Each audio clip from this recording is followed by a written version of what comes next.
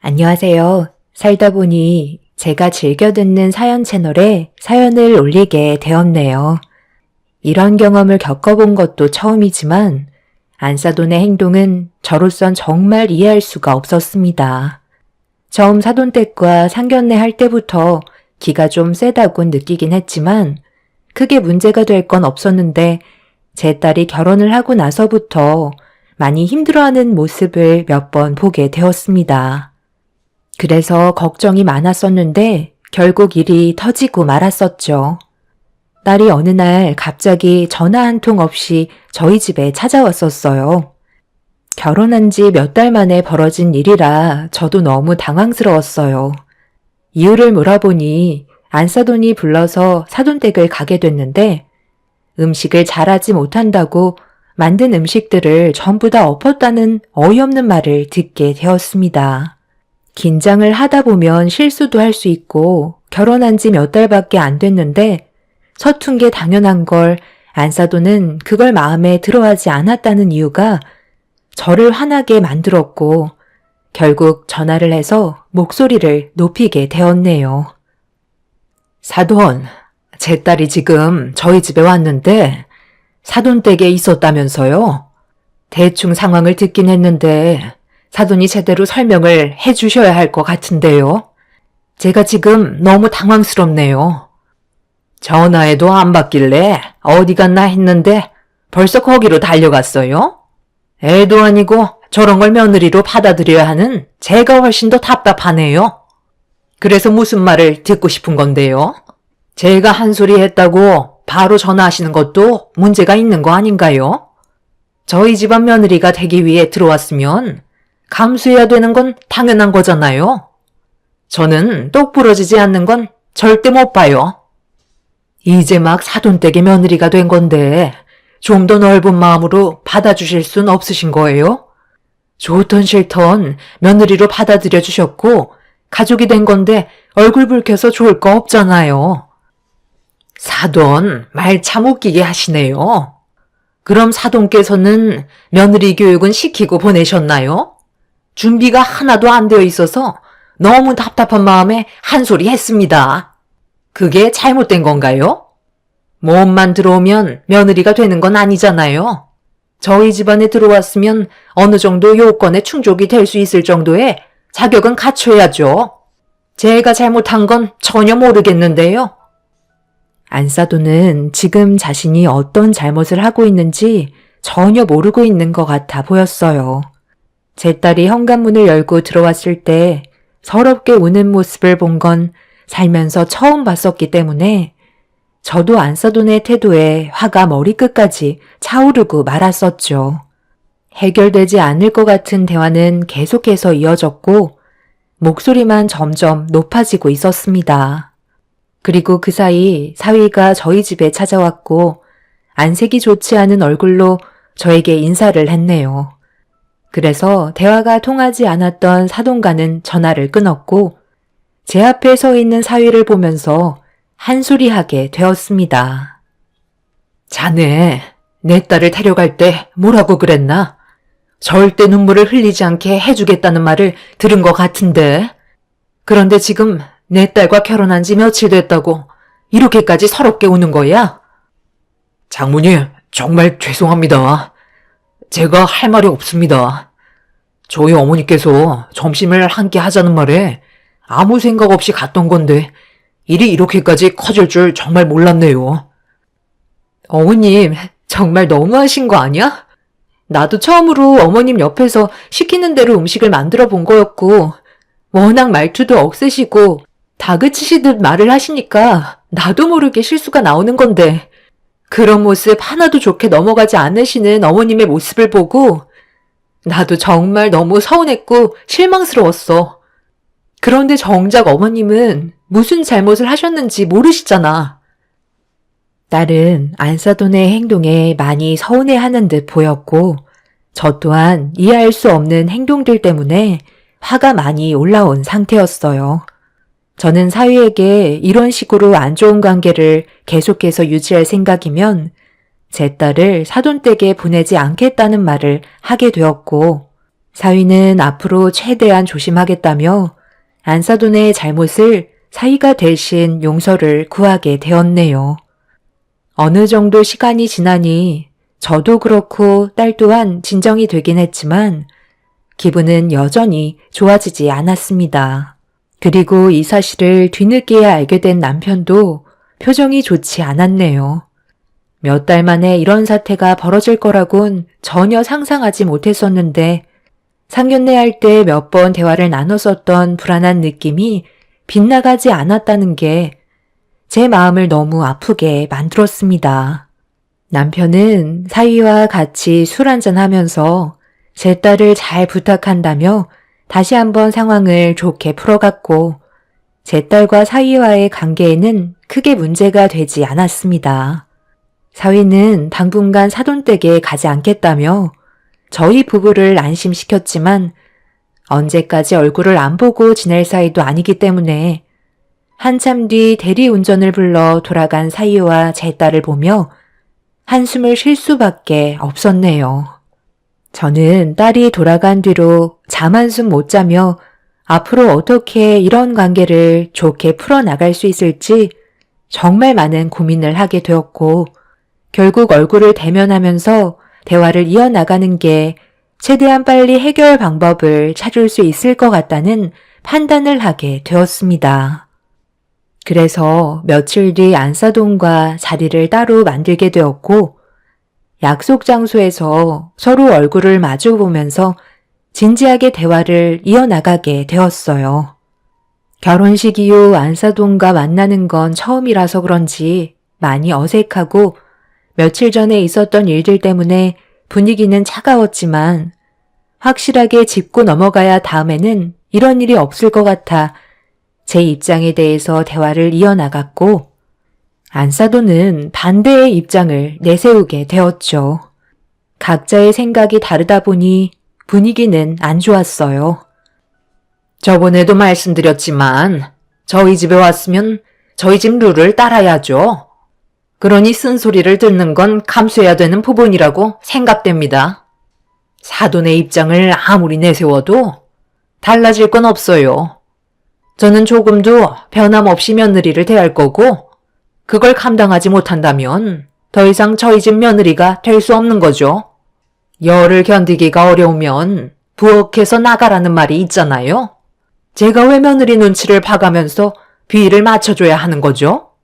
저는 워낙 솔직하고 직설적이기 때문에 말을 가려서 하는 성격도 못 되고 제가 봤을 때 잘못된 게 있다면 무조건 내 식으로 바꿔야 된다고 생각합니다. 저희 집에 2번 다시 찾아오지 않겠다거나 저와 인연을 끊겠다는 말을 하게 될 시 제가 어떻게 나올 것 같으세요? 그런 말들이 오히려 저를 더 자극할 뿐더러 그런 생각을 가지고 있었다는 자체가 괘씸해서 며느리와 제 아들이 이혼할 때까지 못 살게 굴 겁니다. 무슨 말인지 충분히 이해하셨죠? 애들이 알아서 잘 사는 걸 보는 것만도 만족하면서 살면 되는 건데 굳이 그렇게 할 필요가 있을까요? 그렇게까지 해서 사돈이 얻어가는 게 무엇이죠? 입장 바꿔서 반대로 생각해 보세요. 제가 사이한테 쓴소리하고 계속해서 마음에 안 든다는 식으로 행동하면 사돈은 기분이 좋으시겠어요? 똑같이 자식 키우는 입장에서 상처받는 걸 알게 됐다면 마음이 편하시겠냐는 거예요. 제 딸이 사돈의 눈에 많이 부족해 보여도 하루 이틀 얼굴 보면서 살 것도 아니잖아요. 평생 후회하는 일을 만드는 것보다 그래도 나중에 웃으면서 떠날 수 있는 기억을 남겨두는 게 좋지 않겠어요? 얼굴 붉혀봤자 사돈만 스트레스 받으시는 거고 결국 건강상의 문제가 생길 수도 있는 거라고요. 뭐든 항상 편하게 생각하시면 안 되던 일도 좋게 해결되기 마련이고 제 딸도 사돈에게 더 많은 사랑을 받으려고 노력을 하지 않을까요? 저는 좋은 관계를 유지하고자 이렇게 서로 얼굴 뵙자고 한 거지 안 좋은 관계를 만들려고 대화를 나누자고 한 건 아니니까 사돈께서도 좋게 생각해 주셨으면 좋겠네요. 제 딸을 좋은 마음으로 봐주시고 앞으로 좀 더 이해해 주시길 부탁드립니다. 안사돈은 제 말에 입을 꾹 닫았고 더 이상 아무 말도 하지 않았습니다. 제가 사돈한테 했던 말들이 전부 옳은 말이라고 생각했는지 좋은 관계로 발전해 나가자는 제 뜻을 반박하지 않았네요. 처음에는 날카로운 말투로 분위기를 이끌어갔지만 제가 계속해서 좋은 관계를 유지해 나가려고 침착하게 대응하자 사돈도 더 이상 얼굴을 붉히려 하지 않았어요. 그렇게 저희는 꽤 오랜 시간 동안 서로 못다했던 대화를 나누게 되었고 어느 정도는 좋게 해결이 된 듯 보였습니다. 그리고 그날 이후 제 딸에게 좋은 소식이 들려왔죠. 전혀 바뀔 것 같지 않았던 안사돈이 처음과 다르게 잘 대해주신다는 말을 듣게 되었고 제가 부탁한 걸 그대로 들어주시는 것 같아 그제서야 저도 한시름 놓을 수 있었어요. 그렇게 안사돈과 제 딸이 잘 지내는 것 같아 보였고 저도 그런 소식을 듣곤 사위에게 더욱더 잘하게 되었죠. 앞으로 제 딸이 항상 웃는 모습만 보고 싶었고 비록 서툴지만 사돈이 잘 보듬어 줄 거라 믿고 있었어요. 한두 살 먹은 나이도 아니고 인생 겪을 만큼 겪으신 분이기 때문에 더는 큰 문제가 없길 바라고 있었죠. 하지만 그것도 아주 잠깐이었을 뿐 오래간만에 제 딸과 사위의 집에 미리 연락을 하고 찾아가게 되었는데 집 앞에 충격적인 일이 벌어지고 말았습니다. 제 딸이 머리끄덩이를 잡힌 채 안사돈에게 질질 끌려 나오고 있었어요. 너무 충격적인 광경이라 무슨 일인지 알지 못했던 저는 사돈에게 급하게 달려가 뭐 하는 거냐고 제 딸과 사돈을 떨어뜨려 놓았고 사돈은 흥분을 가라앉히지 못했네요. 내가 투는 뜨고 똑똑히 봤는데 어디서 거짓말을 하고 있어? 둘이서 주고받고 있던 눈빛이 심상치가 않았었다고. 감히 내 아들을 놔두고 바람을 피워? 어디서 꼬리를 흔들고 있어? 제가 무슨 꼬리를 흔들어요. 저는 절대 그런 적 없다고요. 저희 집 2층에 살고 계시는 분이고 오고 가며 인사 정도 주고받는 주민분이시라고요. 저분도 가정이 있으신데 왜 그런 쓸데없는 오해를 하세요? 저는 남들에게 눈웃음이나 파는 그런 여자가 아니에요. 왜 어머님 멋대로 판단하세요? 그리고 왜 연락도 없이 오신 거죠? 얘 봐라. 지금 나를 뭘로 보고 아무렇지도 않게 거짓말을 하고 있어? 너는 내가 우습니? 아무 말이나 막 뱉으면 다 믿어줄 거라 생각하는 거야? 나도 딱 보면 느낌이라는 게 있다고. 아유, 정말 그런 거 아니니까 절대 오해하지 마세요. 동네 주민이고 엘리베이터에 같이 탄 것뿐인데 인사 정도는 주고받을 수 있는 거잖아요. 그만 오해하시고 댁으로 들어가세요. 내가 엘리베이터 문을 조금이라도 늦게 열었어 봐. 서로 웃으면서 마주보고 있는 모습을 못 봤을 거 아냐? 사돈이 좀 얘기해 보세요. 제가 일부러 이러겠어요? 확실히 봤다니까요.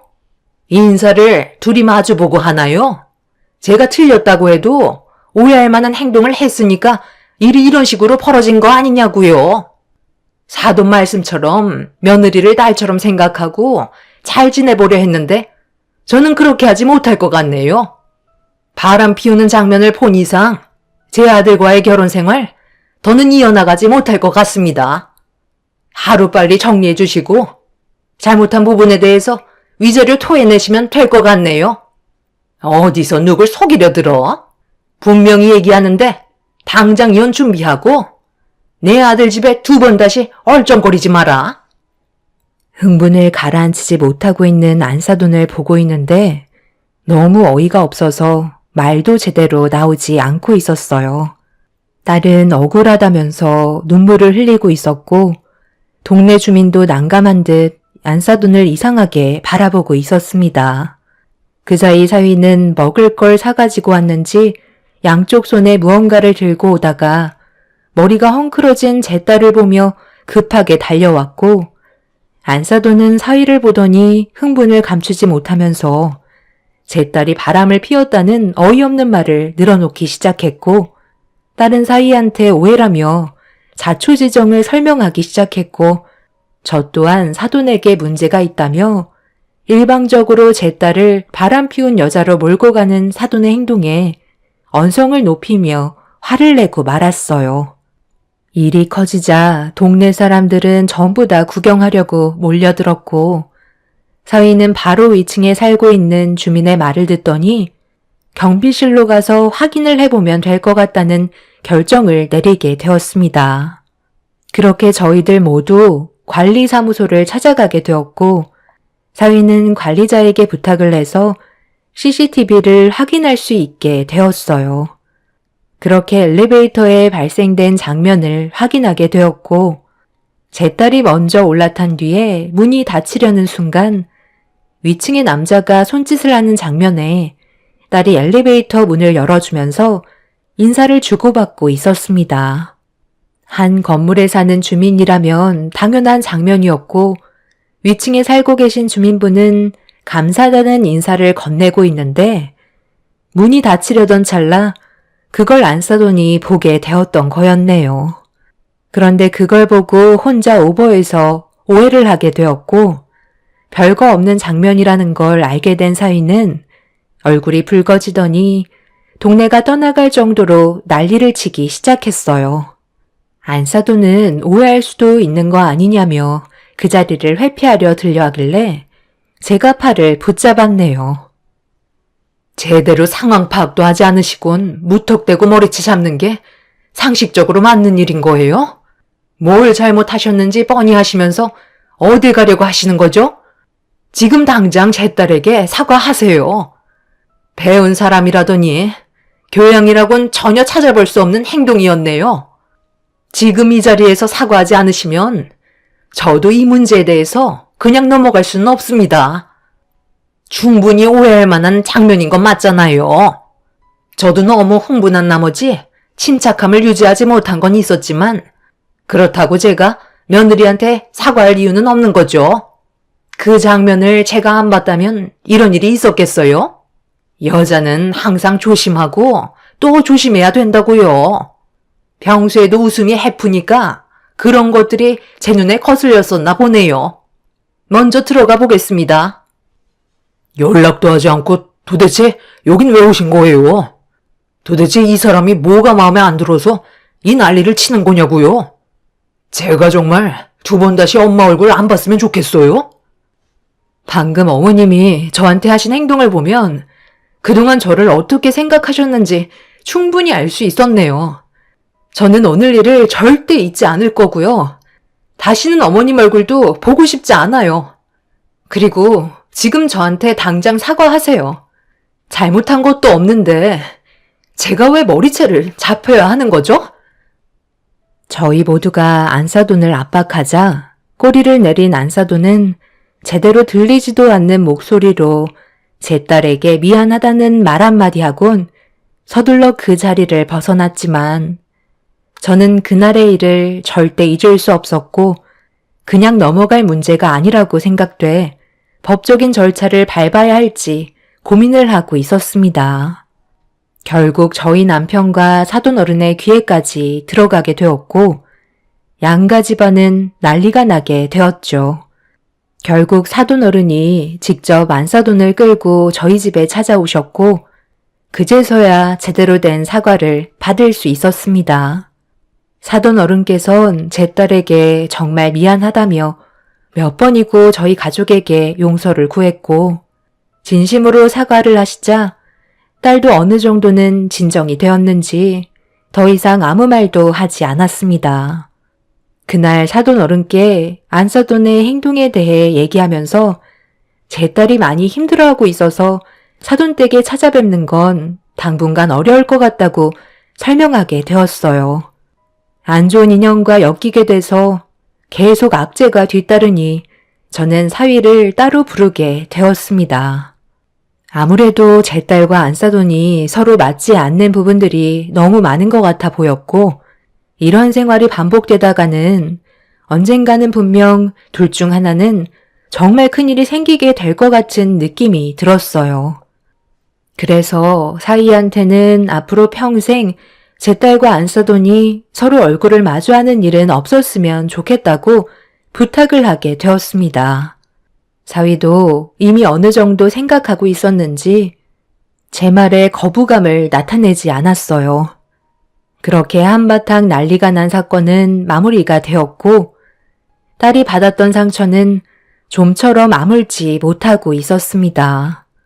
너무 큰 충격을 받았는지 정신과 치료까지 받고 있다는 말을 들었을 때 너무 가슴이 미어져 오고 있었네요. 그 사건이 있게 된 이후 사위와 저희 부부는 딸이 받게 된 상처를 조금이나마 씻어내지고 싶어서 개인적으로 시간을 내어 여행도 자주 다니고 저희 집에 불러서 딸이 평소에 좋아하던 음식들 위주로 정성껏 준비해서 안 좋았던 기억들을 최대한 빨리 잊어버리게 해주고 싶었는데 제가 모르는 사이에 안사돈이 제 딸의 집을 찾아가 또 한 번 일을 저지르게 되었습니다. 사위도 사돈댁을 찾아가지 않고 제 딸과의 관계로 인해 거의 인연을 끊다시피 하다 보니 사돈은 그런 게 또 불만이었는지 그때 당시 사과했는데 왜 얼굴을 안 보면서 살려고 하냐며 제 딸이 집에 올 때까지 기다리고 있었습니다.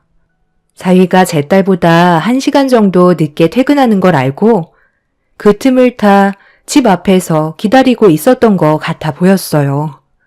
사돈이 딸 집에 왔다는 딸의 다급한 전화에 또다시 큰일이 벌어질까봐 신발도 제대로 고쳐 신지 못한 채 급하게 딸의 집으로 향했습니다. 그렇게 숨을 헐떡이며 도착한 뒤 문을 열었는데 밀봉투 하나가 바닥으로 툭 하고 떨어졌고 누가 보냈는지 이름도 적혀 있지 않아서 일단 주워들은 뒤 집 안으로 발을 들인 순간 안사돈이 버럭 소리를 지르면서 수정가에 잣 하나 안 띄었다며 자기가 연락도 없이 찾아온 게 그렇게 마음에 안 드냐며 절대 해선 안 될 행동을 저지르고 말았습니다. 저도 한평생 곱디 고운 제 딸의 뺨에 손 한 번 올린 적이 없었는데 안사돈은 자신의 명을 재촉하고 있었네요. 저는 안사돈에게 소리를 지르며 달려가 들고 있던 밀봉투를 얼굴을 향해 세차게 내리쳤고 밀봉투가 터지면서 그 안의 내용물들이 우수수 쏟아져 나오게 되었어요. 안사돈은 얼굴을 부여잡으며 나 죽는다고 바닥을 뒹굴고 있었고 저는 바닥에 떨어져 있던 물건들을 주워들어 확인하기 시작했어요. 말도 안 되는 장면들이 찍혀있던 사진들은 제 두 눈을 의심하게 만들 정도로 충격적이었네요. 눈물을 흘리고 있던 딸도 바닥에 떨어져 있던 사진들을 보고 눈물이 쏙 들어가더니 어이가 없다는 표정으로 안사돈을 바라보고 있었습니다. 바닥을 뒹굴고 있던 사돈이 저희가 정색을 하면서 바라보고 있자 뭐 하는 거냐고 소리를 지르더니 저희가 들고 있던 사진이 눈에 들어왔는지 갑자기 굳어진 얼굴로 바닥에 펼쳐진 사진들을 급하게 주워들기 시작했어요. 그제서야 사태 파악이 된 듯 사돈은 저와 제 딸이 들고 있던 사진을 뺏으려고 안간힘을 쓰기 시작했고 저는 그런 안사돈의 행동에 더는 참을 수가 없어 머리채를 잡고 위아래로 마구 흔들어 제꼈네요. 그리고 딸은 바로 이 사실을 저희 둘만 알아서는 안 된다며 핸드폰을 들어 올린 순간 안사돈은 그 자리에서 무릎을 꿇었습니다. 세아가 안 돼. 제발 부탁이다. 너희 시아버지한테 연락하는 순간 나는 이 세상에서 쥐두새도 모르게 없어질 게 뻔하다고. 하라는 건 뭐든지 할 테니까 일단 진정 좀 하고 내 말 좀 들어봐. 서로 좋게 풀면 좋은 거잖아. 세아가 네가 하라는 건 전부 다 할 테니까 일단 흥분 좀 가라앉히고 말로 해결하자. 지금 제가 어머님의 실체를 전부 다 알게 됐는데 이걸 보고도 모른 척 하라는 말이 나오나요? 절대 그렇게는 못할 것 같은데요. 제가 당했던 만큼 어머님도 똑같이 당해보셔야죠. 도둑이 제발 저린다고. 저희 건물에 어머님이 따로 호박씨 까놓은 사람이 있을 거라곤 전혀 상상하지 못했네요. 내 딸 집 문틈에 밀봉투가 꽂혀 있어서 뭔가 싶었는데 이런 충격적인 증거물들이 담겨 있었다는 게 너무 놀랍고 혼자서 깨끗한 척은 다 하더니만 정작 제일 더러운 사람이 사돈이셨네요. 여기 사진을 보니까 이제야 이해가 되네요. 엘리베이터에서 제 딸의 머리채를 잡았을 때 사돈 뒤에서 멀뚱히 서서 싸움 구경하던 이웃 주민 중 한 사람이 바람 피우는 남자였던 거예요. 그런데 엘리베이터 문을 열었을 때 제 딸이 눈앞에 나타나니까 너무 놀라서 적반하장도 유분수지. 그런 어이없는 행동을 저질렀던 거였네요. 저희는 그런 것도 모르고 왜 제 딸이 바람을 피우지 않았다는 오해를 풀어야 하는 건지 이해할 수 없었는데 이제야 모든 퍼즐이 맞춰지네요. 그래서 시도 때도 없이 제 딸 집에 연락도 없이 불쑥불쑥 찾아오신 거였어요. 며느리 집 오는 핑계로 그 남자 집에 들락날락 거리려고요. 저희가 참고 당했던 만큼 이번 일은 그냥 넘어가지 않을 거고 사돈에게 받았던 모든 수모와 상처들은 고소 진행하도록 하겠습니다. 제 딸은 그날 이후 지금까지 정신과 치료를 받고 있고 매일 괴로워하고 있었는데 정작 본인이 이 건물에 살고 있는 다른 남자와 바람을 피우고 있었다는 게 정말 너무 어이가 없네요. 예, 바로 사돈 어른께 전화해라. 아이고 사돈, 정말 죄송합니다. 그이가 알면 저는 뼈도 못 추린다고요. 잠깐 불꽃이 번쩍였던 것뿐이지 조만간 정리하려고 했어요. 한 번만 딱 눈 감아주시면 평생 고개 숙인 채 아무 말도 하지 않고 쥐죽은 듯이 살겠습니다. 그러니 제발 선처 부탁드릴게요. 저 이대로 쫓겨나면 갈 곳도 없다고요. 엄마, 이게 전부 다 무슨 말이에요? 잠깐 불꽃이 번쩍였다뇨? 엄마 지금 아버지 몰래 다른 남자 만나고 있었던 거예요? 바닥에 전부 이게 뭔데요? 문이 닫혀 있지 않고 열려 있었는데 퇴근한 사이가 들어오면서 저희가 나눈 대화를 전부 다 듣게 되었고 바닥에 널브러져 있던 사진들을 떨리는 손으로 주워들더니 얼굴빛이 노랗게 변해버렸습니다. 사위는 너무 큰 충격을 받았는지 그 자리에 털썩 주저앉은 채 아무 말도 하지 못하고 있었어요. 안사돈은 무릎을 꿇고 손이 발이 되도록 빌고 있었지만 사위의 귀는 이미 닫혀있는 상태였습니다.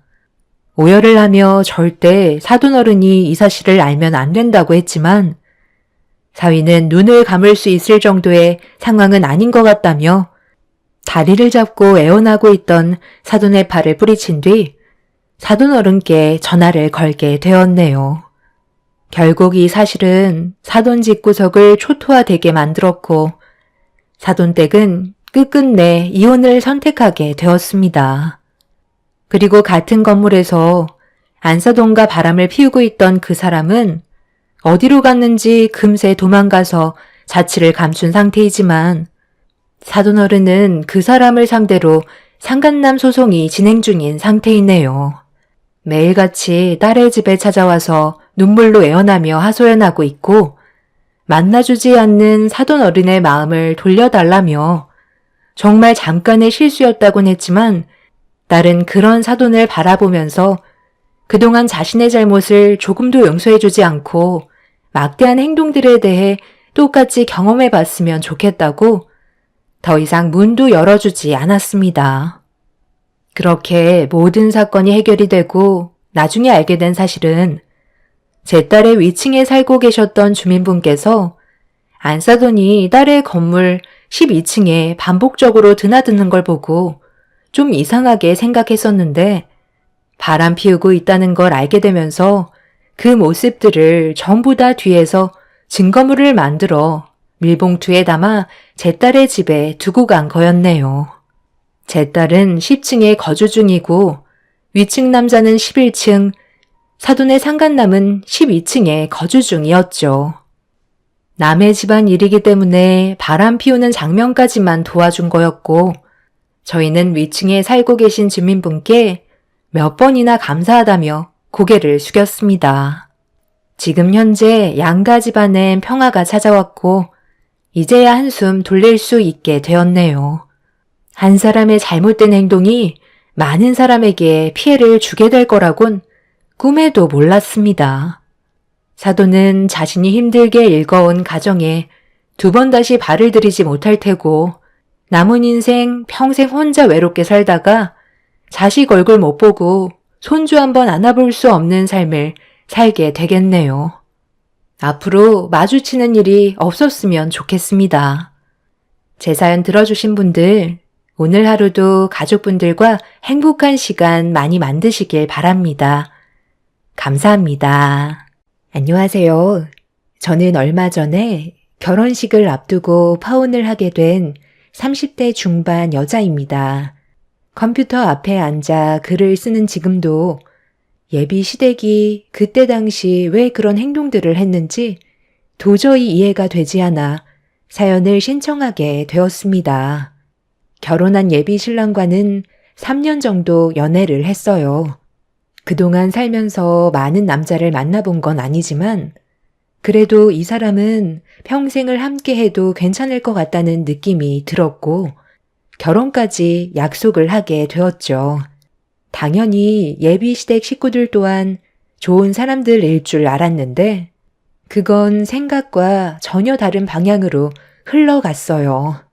아무리 그 남자가 좋은 사람이라도 예비 시댁 식구들은 그렇지 않을 수 있다는 걸 알지 못했었죠. 처음 인사를 드리러 갔을 때 저를 경계하듯 쳐다본 예비 시모는 그 사람이 아직 결혼할 준비가 되어 있지 않다며 반대를 하셨어요.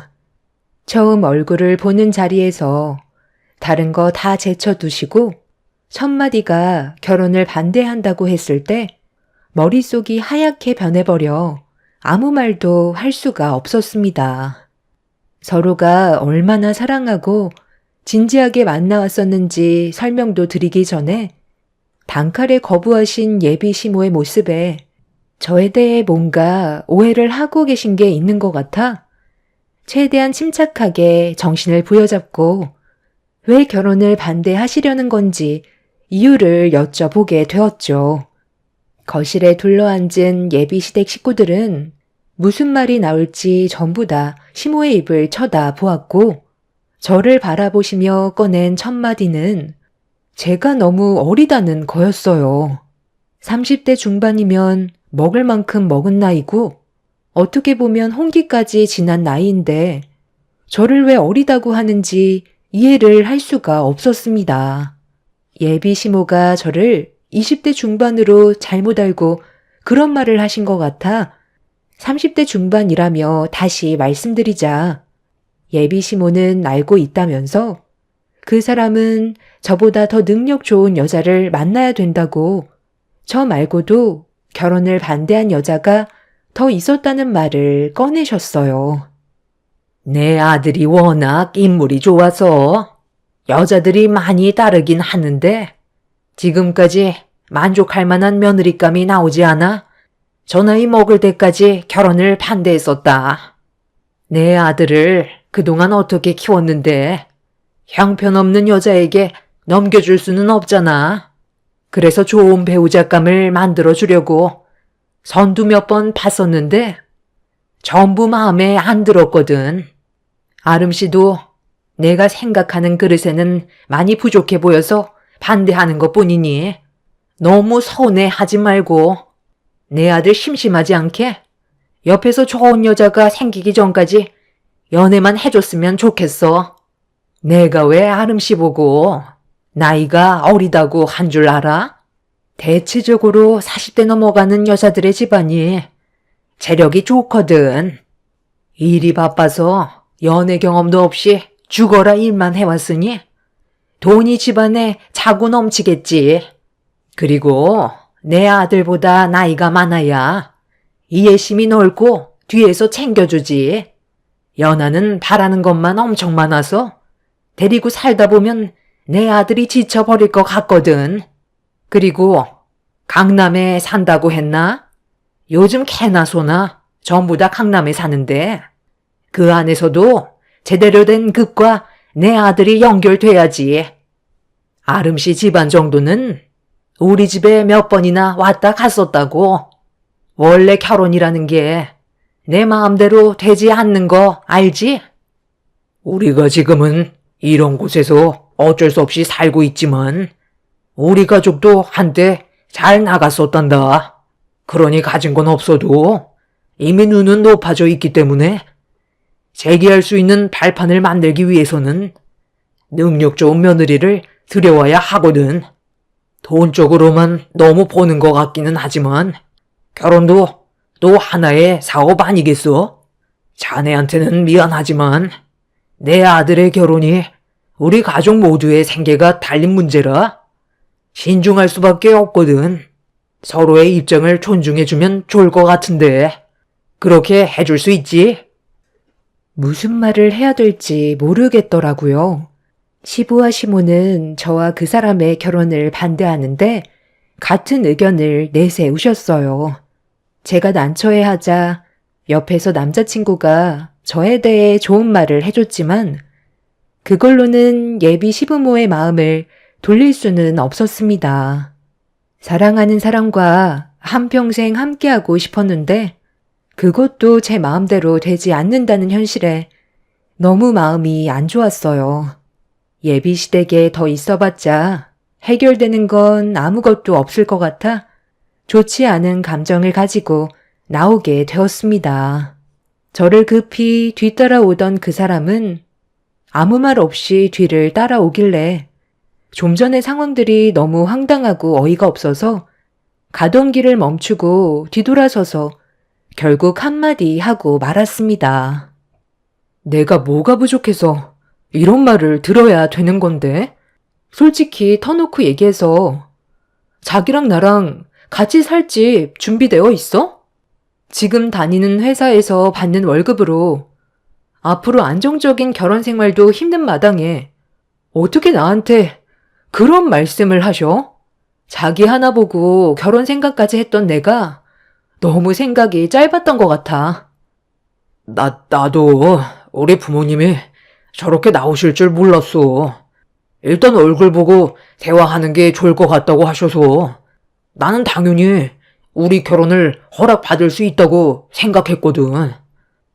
나 말고도 다른 여자도 몇 명 데려왔던 것 같은데 그때마다 항상 저런 식이었어? 당신 부모님 눈이 얼마나 높은지는 모르겠는데 이런 식으로 행동하시면 앞으로 결혼을 할 수 있을 것 같아? 나랑 헤어지면 더 능력 좋은 여자가 나타나기라도 한데 돈 많은 여자가 자기 어디가 좋아서 결혼을 할 것 같은데 기본적으로 남자가 여자보다 능력이 좋아야 되는 건 당연한 거라고. 집안의 가장이 될 준비도 되어 있지 않은데 왜 자기랑 결혼을 결정했는지 알아? 그래도 3년간 만나오면서 사람 하나는 괜찮은 것 같아 결혼을 결심했던 거라고. 그런데 자기 부모님은 나를 돈으로밖에 안 보시는 것 같아. 어머님 뱃속에서 당신이 태어난 것도 신기하지만 이런 기분으로는 나도 결혼하고 싶은 마음은 없으니까 우리 관계도 다시 생각해보는 게 좋겠어. 우리 부모님 잘 설득해 볼 테니까 일단 흥분 좀 가라앉히고 너무 극단적으로는 생각하지 마. 우리 부모님이 좀 특이하신 성격이시긴 한데 그렇다고 나쁜 분들은 아니셔. 일단 오늘은 들어가고 내가 나중에 다시 연락할게. 우리 너무 급하게 가지 말고 하나하나 풀어가자. 이대로 끝낼 수는 없잖아. 그날 예비 시부모가 바라보던 시선과 말투에서 느껴졌던 감정들은 저에게 상처로 다가왔었고 그 사람과의 결혼은 힘들 것 같아 보였습니다. 저희 부모님께서는 그래도 그 사람이 가진 게 없고 많이 부족해 보여도 사람 하나 괜찮은 것 같아 부모님 마음에 차지 않아도 저를 믿고 결혼까지 허락해 주셨는데 그 집안은 저희 부모님과 너무 반대되는 성향을 가지고 계셔서 제가 어떻게 반응을 해야 될지 모르겠더라고요. 아무리 제가 사랑하는 사람이라 해도 그 부모가 많이 부족하다고 느껴지면 이 결혼은 없었던 일로 하는 게 옳은 판단인 것 같아 아예 마음을 접으려고 결정 지었는데 며칠 뒤 예비 시모에게 전화가 왔어요. 그 사람에게 연락처를 받았는지 개인적으로 전화를 주셔서 저와 잠깐 만났으면 좋겠다고 약속을 잡으셨습니다. 이미 어느 정도 마음이 떠나버린 상태라 시간이 없을 것 같다고 설명을 드리자 잠깐이면 될 것 같다면서 저녁에 한번 만나기를 원하셨어요. 보나마나 헤어지라는 말을 하실 것 같아 어느 정도는 마음의 준비를 하고 약속 장소로 나가게 되었습니다. 그렇게 하루 일과를 마치고 약속 장소로 나가니 예비 시모가 먼저 자리에 앉아 계셨어요. 이미 좋지 않은 감정을 가지고 있었기 때문에 제 얼굴에서는 웃음이 나오지는 않았습니다. 조용히 자리에 앉자 예비 시모는 곧바로 본론부터 꺼내셨어요. 보다시피 우리 집안이 아름씨 집안보다 많이 부족한 거 알지? 우리가 하던 사업이 부도가 나서 지금 이렇게 살고 있긴 하지만 그건 아주 잠시거든. 내 아들이 지금 많이 부족한 이유도 부도가 나면서 생긴 빚을 갚아주고 있어서 금전적으로 여유가 없는 편이다. 저번에 우리 집에 왔을 때 자리에는 없었지만 너도 내 아들 밑으로 여동생이 하나 있는 거 알지? 걔도 지금 타지에서 열심히 돈 벌어서 우리 집안을 일으키기 위해 빚 갚는 데 노력을 해주고 있다. 이런 상황에서 결혼을 한다고 하면 금전적으로 많이 부족한데 제대로 된 결혼식을 올릴 수도 없을 테고 아름씨 부모님께서도 내 아들을 얼마나 안 좋게 보시겠어? 이미 저희 부모님께서는 집안 사정 다 알고 계세요. 그리고 그 문제로 결혼을 반대하신 적도 없으시고요. 얼마나 잘 사는 집안의 여자를 며느리로 들이시려는진 모르겠지만 완수 씨도 적지 않은 나이예요. 그리고 40대 이상이라고 하셨는데 그 나이에 결혼을 하지 않은 여자들은 결혼 생각보단 앞으로 살면서 자기 커리어를 쌓으려 하지 어머니께서 생각하시는 것처럼 결혼을 하겠다는 생각은 하지 않아요. 저도 완수 씨 만나기 전에 나이가 적지 않았던 편이라 결혼 생각은 아예 접고 있었어요. 남자는 능력만 돼도 젊은 여자랑 결혼을 할 수 있겠지만 여자는 상황이 다르잖아요. 이건 어머니도 잘 아시잖아요. 저번에 말씀하신 거 충분히 이해했고요. 저도 어느 정도 마음을 접은 상태라 더 이상의 관계는 만들어가지 않고 있는 중이에요. 아마 조만간 헤어지겠죠. 완수 씨가 좋은 여자 만나서 결혼하길 바랄게요. 더 할 말 없으시면 먼저 일어나 봐도 될까요? 제가 한가한 편은 아니라서요. 일이 많아서 약속이 잡혀 있거든요. 잠깐만 기다려봐라. 그렇잖아도 아름 씨가 우리 집에 왔다 간 이후로 대화를 많이 나눴었거든. 그때 우리가 너무 말이 심했었지? 내 아들이 인물만 훤칠하지. 가진 것도 없고 능력이 좋은 것도 아닌데 부모 눈만 높아서 내 아들의 인생을 계속 막는 것 같아. 이러다 나이만 먹고 결혼을 못할 수도 있겠다는 생각이 들더라고. 그래서 정말 진지하게 생각해봤는데 둘이 결혼을 했으면 좋겠다. 그때 말 함부로 해서 미안하고 앞으로 좋은 관계로 발전하고 싶은데 아름 씨도 같은 생각이지? 예비 시모는 갑자기 결혼을 허락하겠다면서 저를 붙잡았어요. 생각하지 못한 말을 들어서 당황스러워 쳐다만 보고 있는데 며칠 전에 인사드리러 갔을 때 저에게 하셨던 상처되는 말들에 대해 사과를 하시면서 저희 둘의 결혼을 허락해 주셨습니다. 갑자기 마음이 왜 변하셨는지 다시 여쭤봤어요. 며칠 만에 갑자기 마음이 변하신 이유가 뭐예요?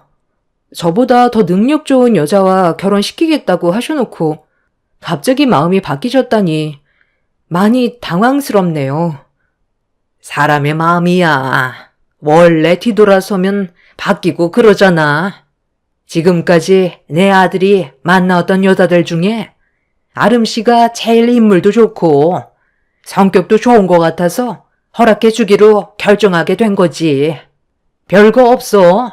거기에다가 우리 집안보다 잘 사는데 우리가 고를 형편도 아니고 내 아들이 앞으로 또 다른 여자를 데려온다는 포장도 없으니까 이번이 마지막 기회인 것 같은 느낌이 들더라고. 그리고 아름 씨 부모님께서 강남에서 웨딩홀 사업하신다며?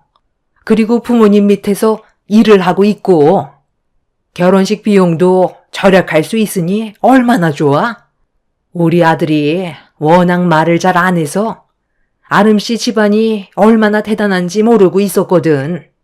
우리가 실수했으니까 전에 있었던 일들에 대해서는 그만 잊어버리고 다시 새롭게 시작하는 게 어때? 이번 주 주말에 우리 집에 올 수 있지? 다시 정식으로 초대하고 싶거든. 그 사람과 결혼을 허락해 주신 이유가 저희 집안에 대해 자세히 듣게 되시면서 마음의 변화가 찾아오신 것 같아 보였어요. 너무 훤히 보이는 예비 시모의 모습에 저는 더 기분이 안 좋아졌는데 그 사람에게도 미리 연락을 했었는지 예비 시모와의 약속 장소에 나타났고 어떤 상황인지 알지 못하는 그 사람은 저를 보며 밝은 얼굴로 웃으면서 다가왔어요. 그리고 예비 시모는 그 사람이 자리에 앉기도 전에 저희 둘의 결혼을 허락했다면서 주말에 꼭 놀러 오라며 먼저 일어나셨습니다. 그 사람은 저와 예비 시모가 단둘이 나눈 대화에 대해 궁금해 하길래 좀 전의 상황을 설명해 주었어요. 저희 둘의 결혼은 힘들 것 같다고 생각했었는데 갑자기 허락해 주시는 바람에 저도 참 난감했었죠. 저를 보며 웃어주던 그 사람은 좋게 생각하자고 했지만 느낌이 별로 좋지는 않아 고민이 많았어요. 이미 제 마음이 어느 정도 닫혀 있었기 때문에 결혼에 대해 고민을 하게 되었고 그 사람에게 좀 더 신중해야 될 것 같다고 대화를 풀어 나갔었죠. 본인이 생각했던 거와 다른 모습을 보이자 좋게 설득시키려 했지만 며칠 전에 있었던 일들이 저에게는 너무 큰 상처로 다가왔었어요. 그래서 돌다리도 두드려 봐야 한다고 좀 더 깊은 고민을 하게 되었습니다. 결혼을 할지 안 할지는 제 선택이기 때문에 예비 시모가 주말에 초대하셨을 때 속마음을 좀 더 알아보고 싶어 찾아가게 되었고 집안에 들어가는 순간 처음 인사드리러 갔을 때와는 전혀 다른 분위기와 맛있는 냄새가 제 코끝을 자극했어요. 그리고 사진으로만 봤던 예비 신우도 그날은 자리에 참석했고 모두들 저를 격하게 반겨주고 있었습니다. 180도 달라진 모습에 당황스럽기는 했었지만 기분이 나쁘지는 않았어요. 예비 시모는 차린 건 많이 없다면서 상다리가 부러질 정도로 상당히 많은 음식들을 준비해 주셨고 그렇게 음식을 먹으면서 대화를 이어나갔는데 예비 시모가 저에게 앞으로 저와 그 사람이 어떻게 살아갈 건지에 대해 계획을 물어보셨습니다. 어느 정도 예상한 질문이라 바로 대답을 해드렸어요. 저희 부모님께서 강남에 50평 정도 되는 집이 이번에 비어졌다고 그곳으로 신혼집을 차리는 게 좋을 것 같다고 하셔서 그렇게 하기로 결정했어요. 강남에 50평? 둘이 사는데 그 정도면 작은 평수 아니니? 아이까지 가질 생각이면 50평보다는 7, 80평 정도는 되어야지 않을까? 그리고 아파트보단 전원주택이 더 좋을 것 같은데 그쪽으로 알아봐 주는 건 힘드신가? 나중에 이사하는 것도 번거롭잖아. 처음 시작할 때부터 넓은 집에서 살림 차리면 좋지. 강남에도 전원주택 많더구만. 이왕 알아보시는 거 좋은 곳으로 좀 알아봐 달라고 좀 해봐. 돈이 없는 집안도 아니고 그 정도는 충분히 해줄 수 있는 능력 되잖아. 이거 저희 부모님이 결혼한다고 저한테 주신 집 계약서예요. 시내와 가까워서 위치도 나쁘지 않고 주상복합이라 편의시설도 다 갖춰져 있어요. 벌써 집을 넘겨주신 거야? 생각보다 성격이 많이 급하시네. 50평은 너무 작은데. 그럼 우리 식사 끝나면 그 집 좀 구경해 볼 수 있을까? 그래도 두 눈으로 직접 보는 게 좋지 않겠어? 둘이 앞으로 살아야 될 집인데 어떻게 생겼는지 확인을 해봐야지. 이왕이면 좀 더 넓은 집이 좋긴 할 텐데 아쉽긴 하네. 내가 봤을 때도 적은 평수인 것 같아. 우리 가족 놀러 가면 방이 여유도 없을 텐데. 아파트라 답답하고 주변에 전원주택 알아보는 게 훨씬 좋겠다. 새언니라고 불러도 될까요? 그러지 말고 이번에 저희 엄마 말대로 다시 알아보시는 게 어때요? 아이 생기면 층간소음으로 세대 간 싸움까지 난다던데 스트레스 받아 살겠어요? 아파트가 그런 게 제일 힘들지. 내가 봤을 때도 무조건 전원주택이 딱이야. 공기 좋고 주변 시끄럽지도 않고 스트레스 안 받고 좋다니까. 그리고 놀러 가게 되면 하루 이틀 있을 것도 아니고 일주일 정도는 생각하고 있는데 서로 불편하면 안 되잖아. 다 필요 없고 전원주택으로 알아봐 달라고 하면 좋겠다. 저희 부부가 살 집이면 50평도 충분한데 예비시댁 식구들은 전원주택으로 해야 된다고 모두 같은 생각을 가지고 있었어요. 그리고 시부의 한마디에 엄청난 충격을 받았었죠. 하루 이틀도 아니고 일주일 넘게 계시다가 가신다는 건 신혼집에 눌러붙어 사시겠다는 거나 다름없었기 때문에 많이 당황스러웠습니다. 하나가 해결되는 것 같으면 또 하나의 문제가 터져나와 저는 점점 이 사람과의 결혼 생활은 힘들 것 같다는 생각에 확신이 들었었고 식사를 마친 뒤 시부모님께서는 신혼집을 구경해 보시려고 서둘러 움직이셨어요. 그래서 제대로 된 대화를 나누기도 전에 저희 부모님께서 신혼집으로 주신 집으로 향하게 되었습니다. 그렇게 예비시댁 식구들과 현관문을 열고 들어가는 순간 시부모의 표정이 너무 안 좋았어요. 집안 구석구석을 살피시다가 마음에 안 드셨는지 한마디 하셨습니다. 지금 이 집에서 살겠다는 건 아니지? 어떻게 이런 집을 신혼집으로 결정할 수가 있는 거니? 집안이 너무 노후가 됐잖아. 그리고 50평이 맞긴 한 거야? 생각했던 것보다 너무 좁아서 깜짝 놀랐다. 내 아들이 이런 손바닥만한데 살 수준은 아닌데 지금 우리 집안을 무시하는 거야? 당장 전원주택으로 알아봐라. 새언니 집안 돈 많다면서요.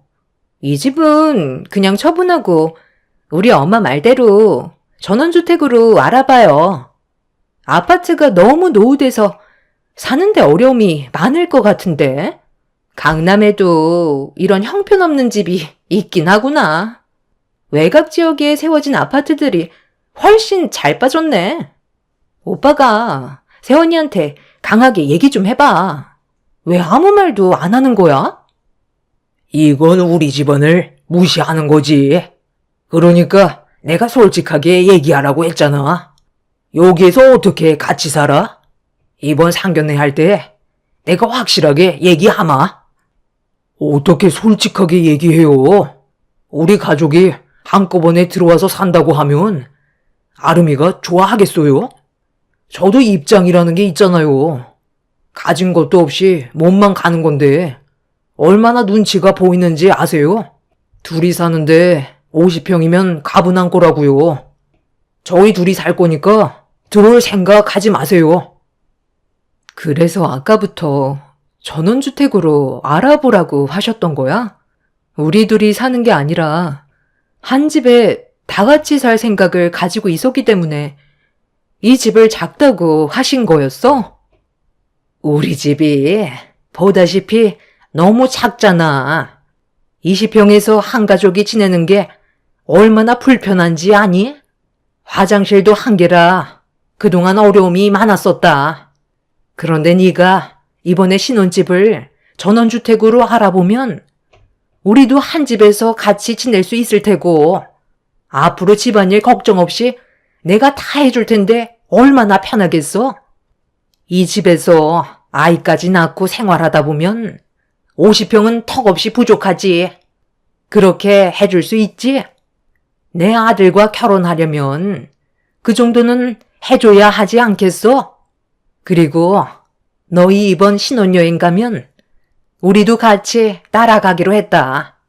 방해 같은 거 일절 하지 않고 없는 듯이 지낼 거니까 신경 안 써도 된다. 너희 집안 돈 많은데 이왕 여행 떠나는 거 우리도 같이 껴서 가면 얼마나 좋아? 둘이 떠나는 것보다 더 많은 추억 만들 수 있고 우리 관계도 훨씬 좋아지지 않겠니? 나는 이왕 떠나는 거 유럽 쪽으로 갔으면 좋겠어요. 흔한 여행은 별로라서 어차피 돈 쓰고 갈 거면 좀 더 특별한 곳으로 가면 좋지 않겠어요? 엄마, 그런데 나도 곧 결혼해야 될 텐데 이 집 내가 신혼집 차려도 괜찮을 것 같지? 나 정도면 이 정도도 충분할 것 같은데? 새언니, 이 집 나중에 제가 신혼집으로 하면 안 될까요? 오빠랑 새언니 결혼식 끝나면 저도 바로 할 생각이거든요. 차라리 처분하지 말고 저한테 주면 좋을 것 같은데? 하나뿐인 신우 선물 돈 크게 쏘면 좋잖아요. 아유, 그거 좋겠다. 예비 사돈어른께서 웨딩 사업 하시니까 너도 거기에서 결혼식 올리면 되겠네. 그리고 이 집에 살림 차리면 더는 바랄 것도 없겠다. 저는 그 사람들의 모습을 보고 할 말을 잃었습니다. 아직 상견례조차 하지 않았고 계획만 가지고 있었던 건데 생각도 없는 계획을 먼저 세우고 있었어요. 아무 말 없이 쳐다만 보고 있자 그 사람이 눈치를 보면서 제 옆으로 다가오길래 거리를 두면서 즉시 집 계약서를 벅벅 찢어 그 사람의 얼굴에 던져 버렸어요. 저희 아직 결혼식도 올리지 않았어요. 상견례 일정도 잡지 않았는데 지금 뭐라고 하셨어요? 이 집을 달라고요? 그리고 완수 씨랑 결혼을 하면 들어오시겠다고요? 그것도 모자라 신혼여행까지 따라오시겠다고요? 그냥 대놓고 결혼 반대한다고 하세요. 어느 여자가 이런 상황에서 좋다고 결혼을 할 수 있겠어요? 이 집 저희 부모님께서 처음으로 가지게 된 집이세요. 저도 어렸을 적부터 이 집에서 많은 추억들을 만들었었고요. 완수 씨랑 새롭게 시작하는 거 좋은 출발이 될 수 있게 저에게 큰맘 먹고 주신 건데 어떻게 이 사람이 살 수준이 아니라는 말을 하실 수가 있어요? 그럼 지금 아줌마가 살고 계신 20평대 다세대 주택에선 어떻게 살고 있는 건데요? 그 작은 집에서 내 식구가 끼어서 살고 있는데 지금 저한테 그런 말 할 처지예요? 이런 말까진 안 하려 했는데 이 사람은 앞으로 평생 결혼은 못할 것 같아요. 사람 하나 좋아서 그거 믿고 결혼하려 했는데 당신들 때문에 장가가긴 글렀네요. 그럼 수준대로 그렇게 아끼시는 아드님 평생 20평 다세대에서 쭉 끼고 사세요. 어차피 시작도 안 했는데 깔끔하게 정리할게요. 우리 헤어지고 다시는 만나지 말자. 너희 집안 수준 충분히 알 수 있었어. 일찍 깨우쳐줘서 고맙다. 잠깐만. 아니, 갑자기 왜 이렇게 흥분하고 그러니?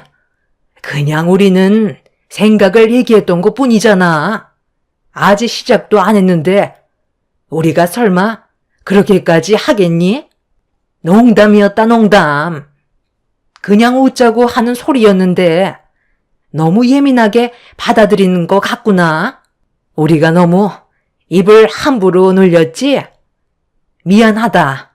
너한테 피해줄 생각 조금도 없었어. 그냥 나는 너희들이 좀 더 좋은 환경에서 지내면 어떨까 생각했던 거지. 둘이 헤어지게 하고 싶어서 그랬겠니? 실수한 거 있으면 내가 사과하마. 아니요. 저는 더 이상 할 말 없을 것 같아요. 그만 이 집에서 나가주셨으면 좋겠어요. 이미 결혼할 마음 사라졌고 이 집은 더 좋은 사람과 만나서 신혼생활 하려고요. 예비 시모는 제가 결혼을 하지 않겠다고 하자 갑자기 제 손을 잡으면서 생각 없이 말을 해서 미안하다며 좋게 풀자고 했지만 저는 더 이상 상대조차 하고 싶지 않아 팔을 뿌리쳐 버렸어요. 그렇게 모두를 내쫓아 버렸고 그 사람과도 인연을 끊어내 버렸습니다. 이번 일을 통해 느낀 건 저와 결혼할 사람이 아무리 좋다고 해도 그 집안 사람들의 질이 좋지 않다면 그 결혼은 무조건 피해야 된다는 걸 깨닫게 됐어요. 함께 살아가는 사람보다 주변 사람들에게 받는 영향이 훨씬 더 큰 것 같습니다. 이번 일을 계기로 인생 경험했다 생각하려고요. 좀 더 넓은 시야를 가지게 됐으니 앞으로 좀 더 신중해질 것 같습니다. 그리고 최근에 전화번호도 바꿨어요. 그 인간들이 저에게 시도 때도 없이 전화와서 다시 잘해보자고 설득을 시키려 하는데 그런 모습에 너무 질려버려서 전화번호를 바꿔버렸습니다. 똥차 지나갔으니 앞으로 좋은 일만 생겼으면 좋겠습니다. 제 사연 들어주신 분들 늘 건강하세요. 감사합니다. 안녕하세요. 50대 여성입니다. 항상 제 자신한테 왜 이런 일이 일어날까 하고 제 자신을 미워하고 자책하고 살았네요. 그러다 문득 이곳의 사연들을 접하고 제 이야기도 한번 들려드리면 어떨까 싶어 용기 내어 글을 씁니다. 전 여느 평범한 주부들과 마찬가지로 그때 그 시절 이른 나이에 남편을 만났어요. 친정 형제들도 많은 데다 그 집안의 막둥이로 태어나 엄마는 이미 노모이시고 아버지는 일찍 돌아가셨어요. 그렇게 저는 큰언니네 며칠, 작은오빠네 며칠 이렇게 엄마와 함께 돌아다니는 생활을 하고 살았네요. 친정을 원망한 적은 없지만 어린 나이에 안락한 집이 없다는 스트레스가 어마어마했죠. 그렇게 큰언니네 작은오빠네를 전전하고 살면서 성인이 되었어요. 그리고 만난 게 남편입니다. 하루빨리 집 없는 서름에서 벗어나고 싶었어요. 이 남자면 평생을 믿을 만할 수 있겠지라는 생각으로 결혼을 하게 되었습니다. 사실 남편을 많이 믿었다기보다 절 처음 본 순간부터 결혼하기까지 시부모님이 정말 너무 잘 대해주셨어요. 친부모님처럼요. 시부모님 자리가 너무 좋았던지라 그동안 제가 친정집에서 사랑을 받은 날들보다 시부모님에게 사랑을 받은 게 더 컸어요. 그래서 결혼을 결심했던 것도 컸습니다. 너무 좋았거든요. 지금 생각해도 우리 시부모님 같은 분들은 없을 거라 생각이 들어요. 그래서 시부모님이라기보다 제 부모님처럼 모시고 살았습니다. 남편은 철이 많이 없었기 때문에 시부모님은 늘 제 걱정을 먼저 하셨죠. 아이고, 네가 장하다. 우리 영식이랑 살아줘서 너무 고마워. 똑부러진 너 아니었으면 우리 영식이 어찌 됐을지. 에이, 아니에요. 어머님이 절 항상 좋게 봐주시는 거죠. 전 어머님, 아버님을 영식 씨 덕분에 만났으니까 그것만으로도 너무 좋아요. 그러니까 영식 씨 걱정 그만하셔도 돼요. 저도 어머님, 아버님 안 만났으면 어떻게 됐을지 상상도 하기 싫네요. 난 네 친엄마다. 그렇게 생각해라. 보고만 있어도 아까운 것. 이쁘다 아주. 친엄마처럼 생각해. 나를 시엄마가 아니고. 늘 친정 엄마보다도 가깝게 대해주셨죠. 엄마에게 사랑을 받지 못했던 것은 아니었지만 솔직히 말하면 시어머니의 사랑이 훨씬 더 컸어요. 이렇게 남편까지 착실하면 정말 완벽한 인생이었겠지만 남편은 자애로운 부모님 밑에 철없는 망나니 그 자체였죠. 결혼을 했음에도 시부모님의 재산을 생각하며 일도 제대로 하지 않았어요. 늘 가게에는 외상을 달기 바빴고 일을 하러 나가선 행반치고 들어오는 일이 많았어요. 시부모님은 그런 남편을 못 믿어 하였고 저 역시도 마찬가지였습니다. 그래도 시간이 지나면 남편이 변하겠지, 철이 들겠지라고 생각했어요. 시어머니가 예전부터 물려받았던 재산이 많았기에 남편이 생활비를 벌어다 주지 않아도 생활비 걱정은 하지 않아도 되었거든요. 친정에서는 그런 저에게 복이 터졌다고 누누이 말을 했었죠. 그리고 친정은 저에게 늘 도움을 청하기 일쑤였어요. 수중에 돈 한 푼 없었지만 친정 형제들은 제 수중에 돈이 많은 줄 알았죠. 너는 그래도 시집 잘 간 거야. 어디 김서방 같은 사람 또 있니? 사람이 조금 모자라서 그렇지. 돈 걱정을 하고 살기를 해. 모시는 시부모가 까다롭기를 해. 네가 우리 형제들 중 팔자는 제일 폈다, 야. 팔자도 타고난 거라던데. 그래서 그런데 네 형부 이번에 300만 원만 있으면 딱 모든 게 해결된다는데 좀 해줄 수 없냐? 내가 너 아니고서야 누구한테 부탁하겠어, 안 그래? 언니, 나 돈 없어. 생활비도 시어머니한테 타서 쓰는데 내가 여윳돈이 어딨어. 미안해. 도와주기 힘들겠네. 너네 형부 교도소 가는 꼴 보고 싶어? 그럼 이 어린애들은 어쩌라고? 너 정말 이렇게 모른 척 할 거야? 너무한다. 저에게 말하면 돈이 나올 줄 아는 친정. 너무 지겨웠어요. 한두 번이 아니었거든요. 크게 돈 사고를 치신 형부 때문에 애원하는 언니를 보고 있자니 외면하기도 그렇고 돈은 없고 저 역시도 마음이 답답했죠. 이런 얘기를 신랑한테 의논하자니 남편은 정말 믿을 만한 구석이라곤 없는 남자였고요.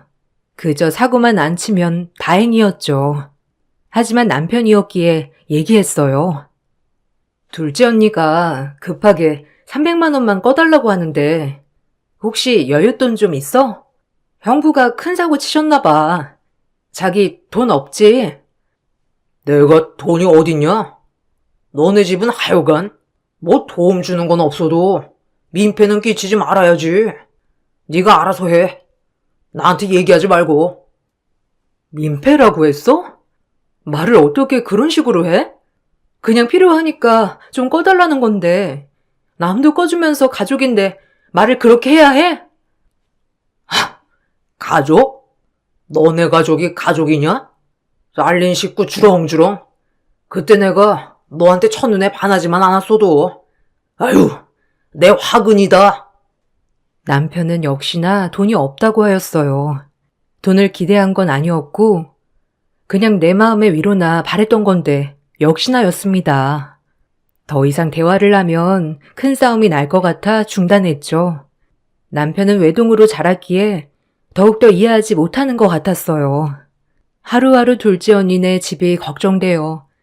저도 모르게 웃지도 않는 나날들이었어요. 어디서 300을 융통하지 이런 생각도 하고요. 하지만 이런 제 모습을 보니 시어머니는 단번에 알아채셨습니다. 제 근심을 말이에요. 지금 생각해도 너무 감사하네요. 아기, 무슨 일 있냐? 표정이 어둡다.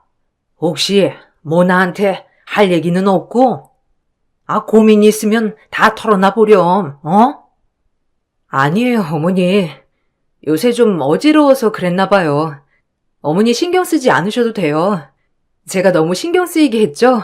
죄송해요. 어지러워서 그런 게 아닌데 뭐. 얼른 얘기해봐. 나한테 얘기 못할 게 뭐가 있냐? 친정엄마라고 생각해, 어?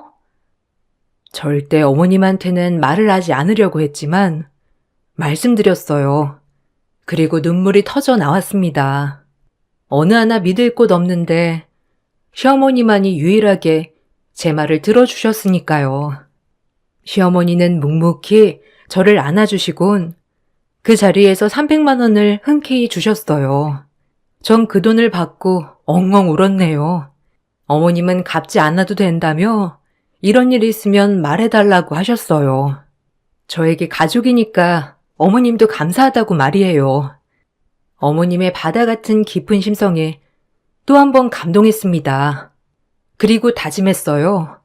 평생 시부모님을 내 친부모처럼 모시겠다고 말이죠.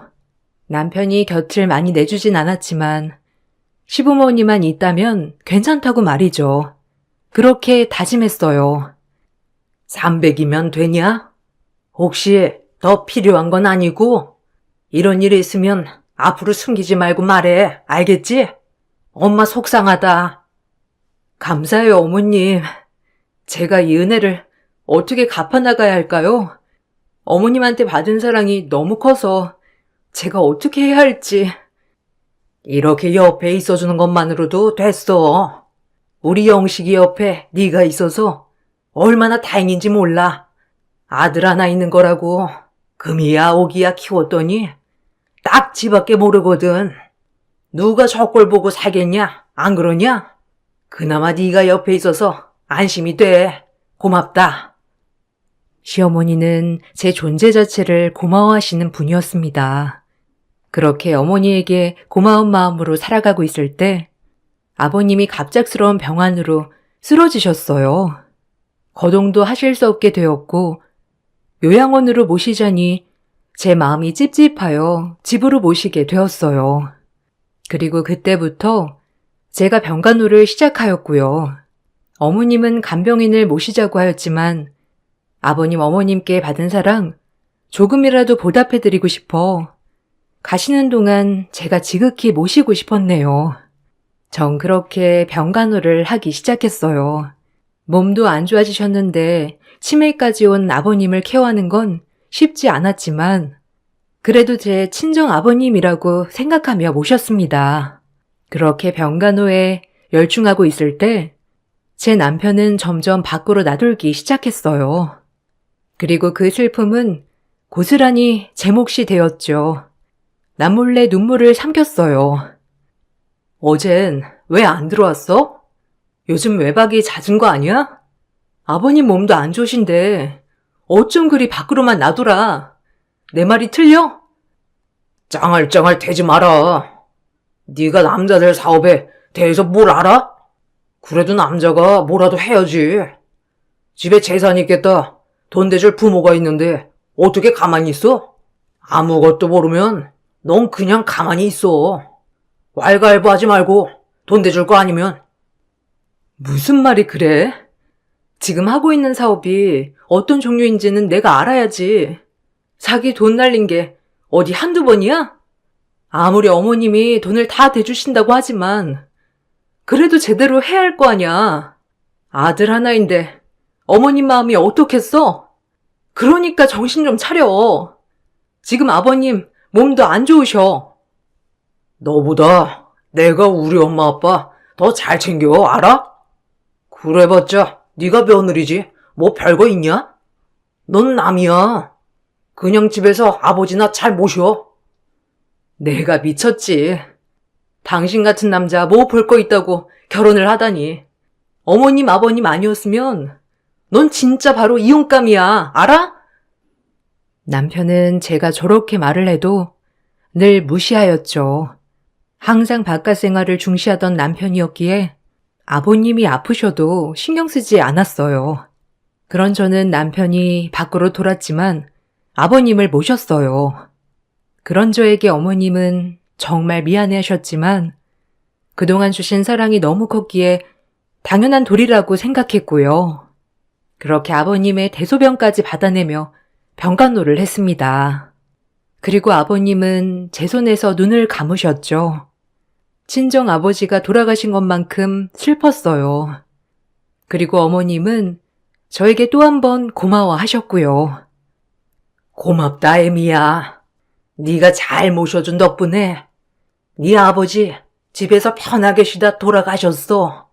요양원에 있었으면 그 차가운 데서 가족들도 다 못 보고 돌아가셨을 텐데 돌아가신 순간까지 네가 옆에 있어줘서 얼마나 든든한지 고맙다 정말. 아니에요 어머님. 제가 할 도리를 한 걸요. 이제 어머님도 제가 잘 모실게요. 그러니까 걱정 마세요 어머님. 어머님은 저에게 고맙다고 하였고 저 역시도 마찬가지로 어머님께 늘 고마운 마음이었습니다. 아버님이 돌아가시고 시간이 지난 뒤 저는 임신을 하였어요. 그리고 멋진 사내 아이를 낳았고요. 시어머니는 몸조리조차도 친정 어머니만큼 해주셨네요. 덕분에 아들을 낳고 산후조리는 확실하게 하였죠.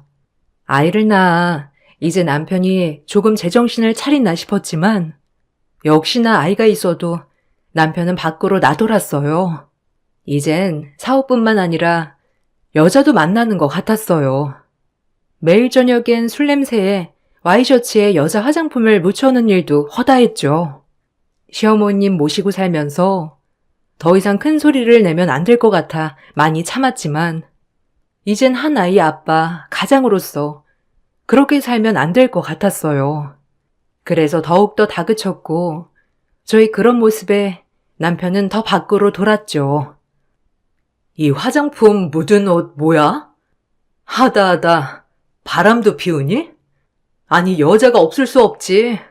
그렇게 돈을 펑펑 써대고 다니는데 안 그래? 남자가 사업을 하다 보면 좀 여자도 만날 수 있는 거지. 집에서 노는 네가 뭘 알아? 네가 뭐 아는 게 있냐? 뭐? 지금 당신이 잘했다는 거야? 우리 이제 민철이도 있잖아. 당신 정말 정신 차려야 해. 언제까지 어머니가 건강하실 것 같아? 정말 재산 말아먹으려고 작정했어? 벌어오는 돈은 없는데 써대는 돈은 많고 여자나 만나고 다니고 애가 뭘 배우겠어? 이게 진짜 선 넘네? 오갈 데도 없는 거 불쌍해서 얼굴 하나 믿고 결혼해줬더니 나를 훈계해 네가? 뭐? 나한테 할 말이 그게 다니? 여태껏 너랑 결혼해서 아버님 어머님 말고는 당신 때문에 행복한 적 단 한 번도 없었어. 결혼해서 집에서 최대한 당신 내조에 어머님 아버님 최대한으로 모셨고 아이도 낳았어. 이런 내가 당신한테 이렇게 할 말도 못해? 말을 말자. 무식한 너랑은. 솔직히 너랑은 대화가 안 돼. 그리고 너를 보면 영감도 안 떠오르고. 사업가는 영감이 생명인데. 남편에게 상처받고 하염없이 울고 있을 때도 절 달래준 건 시어머니였어요. 시어머니는 남편의 모든 것을 본인이 잘못했다고 하였죠. 전 그런 시어머니에게 더욱더 투정을 부렸고요. 정말 제 마음을 알아주는 건 어머니뿐이었거든요. 미안하다. 내가 너를 볼 면목이 없어. 아들이라고 하나 있는 게 저렇게 네 속만 썩이니 원. 참 내가 너 볼 낯이 없어. 아니에요 어머니. 어머님이 무슨, 제가 부족한 탓이죠. 그냥 민철이도 태어났고, 이제 좀 자리를 잡아야 할 텐데, 매번 저렇게 실속 없이 돌아다니고 술만 먹기만 하니까 너무 속상해요. 요즘엔 여자도 만나고 다니는 것 같고요. 저도 이런 말 할 사람이 어머님밖에 없어서 죄송해요. 이렇게라도 안 하면 제가 숨 쉴 공간이 없어서요. 어머님도 누구보다 속상하실 텐데 어머님마저 안 계셨으면 저 못 버텼을 거예요. 철저히 시어머니와 둘이 의지했어요. 다행히 아들은 아빠의 빈자리가 무색하게 잘 자라주었고 시어머니도 마찬가지로 손주 보는 낙에 살았죠. 그렇게 남편에게 기대는 저버린 채 말이에요. 시간이 흘렀고 남편에게 조금의 기대도 없어졌을 즈음 저도 조금씩 자립할 준비를 했습니다. 시어머니가 조금이라도 건강할 때 저에게 무엇이든 지원해 주시고 싶다 하였죠. 감사하게도 시어머니의 도움을 받아 조그만 반찬 가게를 열었어요. 평생 사회생활이라곤 해본 적도 없는 저지만 아무 일도 없이 돈만 축내는 남편을 생각하면 제가 뭐라도 해야 했어요. 아이도 어느 정도 컸고 있는 솜씨라곤 반찬 만드는 솜씨였기에 자신 있게 반찬 가게를 차렸습니다. 조그만 신도시 아파트 근처에서 열었던 반찬 가게였기 때문에 장사는 잘 되었어요. 주부들이 많이 왔기 때문이죠. 제가 장사를 시작하고 어느 정도 돈이 벌리기 시작하자 남편은 이젠 반찬 가게까지 찾아와 돈을 가져갔습니다. 20만 원만 주라. 엄마가 요새 돈을 안 줘. 요새 가게 장사 잘 된다며? 네 돈이 내 돈이고 그렇지. 여기서 빼간다. 여기가 어디라고 와서 돈을 달래? 뭐하고 다니는 거야? 남편 노릇은 못하더라도 애아빠 노릇은 해야 할 거 아니야. 안 그래도 오늘 민철이나 데리고 맛있는 거 사주려고 하는 거야. 오랜만에 아빠 노릇 하려고 하는데 왜 그러냐? 그리고 어차피 가게도 우리 엄마가 차려준 거 아니야. 그러니까 내 돈이지. 나 이제 외동 아들인 거 몰라? 네가 날 안 만났으면 어떻게 누리고 살 수나 있겠냐? 서방복은 없어도 돈복은 있다니까 하여간. 우리 엄마도 하여간 아들 뭐 하나 차려줄 생각은 안 하고 완전 남의 며느리한테 가게 하나 떡 차려주고 말이야. 네가 생각해도 너무 심하지 않아? 우리 엄마지만 성격 하여간 유벌나. 어머님이 오죽하면 그러시겠어? 민철이랑 밥 먹는다고 하니까 주는 거야. 20만 원 여기. 밥 먹고 영수증 가져와. 당신 못 믿는 거 알지? 그리고 오랜만에 어머님도 모시고 가고. 어머님 은근 당차 보이셔도 이젠 많이 늙으셨어. 알아? 한 번씩 제 속을 뒤집을 때마다 속이 부글부글 끓었지만 남편은 오늘 웬일인지 아이를 데리고 나가 밥을 먹는다고 돈을 달라고 하는 거였죠. 설마 아이 얘기까지 했는데 거짓말을 할까 싶어 돈을 주었어요. 그리고 그날 일이 끝나고 퇴근을 하려는데 남편 차에 어떤 한 여성이 타고 가는 모습을 보았어요. 어이가 없었죠. 이제 남편의 바람에는 면역이 들었다 싶었는데 막상 또 눈으로 보니까 가슴이 많이 아팠어요. 남편 사랑도 못 받는 박복한 팔자구나. 남들은 시댁 잘 만나서 하고 싶은 거 다 하고 사는 줄 알지만 속속들이 살펴보면 한평생 남편 사랑받지 못하는 제 자신을 보며 자책했네요. 내가 얼마나 못났으면 하고요. 아까 여자랑 가게 앞에 지나가던데 안 걸릴 줄 알았어? 진짜 지겹다 당신 봐라. 민철이 데리고 저녁 먹는다며. 아들을 팔아? 그냥 지나가는 바람 아니야. 진지한 관계야. 뭐 당신한테 말하려고 했는데 아직은 때가 아니라서 좀 기다렸어. 어차피 너랑 나랑 의무적으로 산지 오래잖아. 안 그래? 그 여자랑 살고 싶어. 어차피 너 이제 가게도 하고 있고 민철이 데리고 충분히 살 수 있잖아. 진짜 뻔뻔하다. 바람은 당신이 펴놓고 나보고 지금 이 집에서 나가달라는 거야? 절대 그렇게는 못해. 민철이는 생각은 안 해? 쨍그랑 저의 그 말을 방 너머 듣고 계셨던 어머니께서 컵을 떨어뜨리는 소리가 났죠. 매번 다투기는 했어도 심각하게 이혼 얘기는 오가지 않았기에 어머님도 그러려니 하셨지만 실제로 이혼 얘기가 오가니 어머님도 놀라셨어요. 그리고 방에 들어오셨죠. 애비, 뭔 말이냐? 너 지금 민철 애미 보고 이 집 나가라고 하는 거야? 누구 마음대로? 네가 도대체 여기서 뭘 한 게 있어? 애미 20대 초반 어린 나이에 시집 와서 나랑 네 아빠 모셔.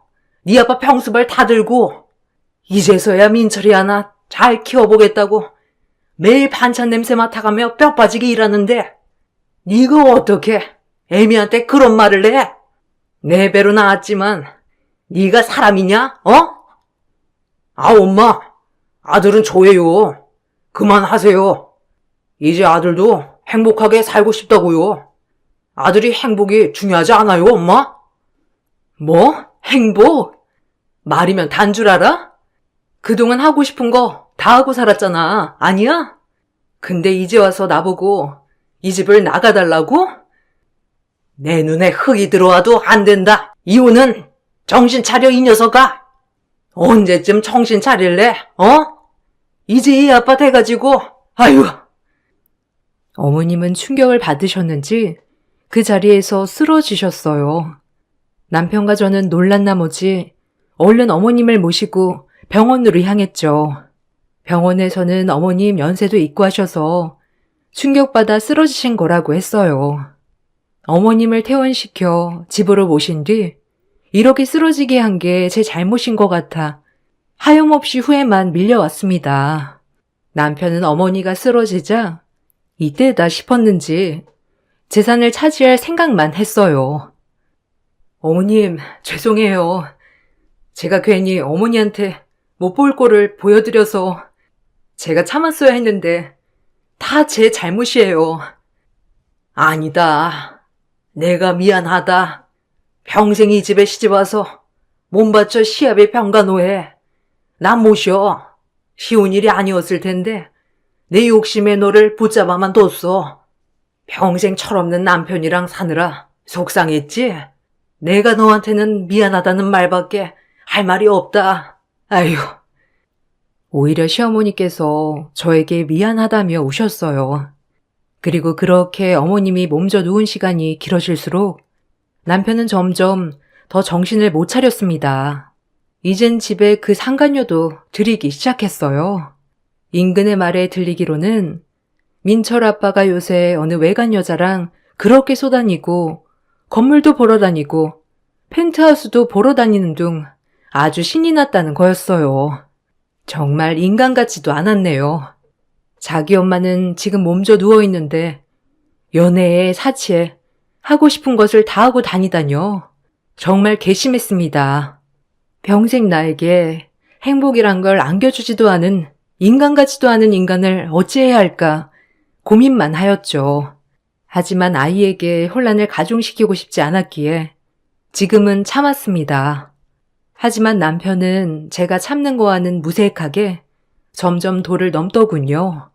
대놓고 저에게 나가라는 뉘앙스를 풍기며 말이죠. 엄마 저렇게 됐는데 내가 너랑 살 이유가 있겠냐?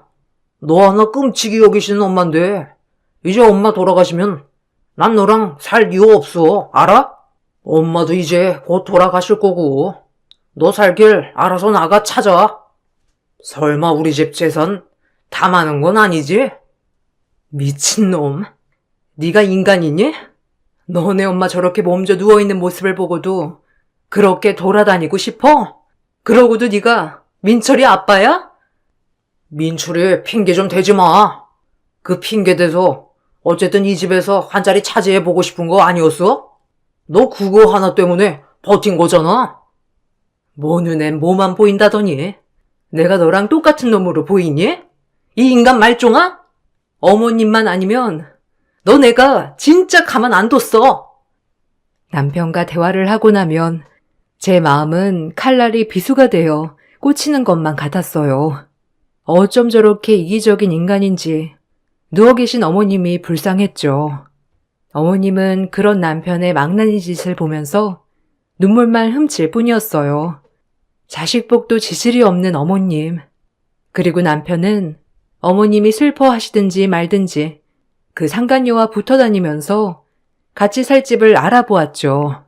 한순간에 불장난인 줄 알았던 그 바람이 우리 집의 대혼란을 야기할 줄 누가 알았겠어요. 정말 뻔뻔한 사람이었어요. 어머님은 모든 걸 아시고 더 이상 말씀도 없으셨습니다. 본인의 몸이 너무 노쇠해진 탓인지 예전의 기량도 안 나오셨거든요. 어머님이 참으로 안타까웠죠. 이혼 도장 찍으라니까. 어차피 엄마 곧이야 이제. 엄마 돌아가시면 알아서 찍어야 할 텐데 왜 이렇게 버틴겨?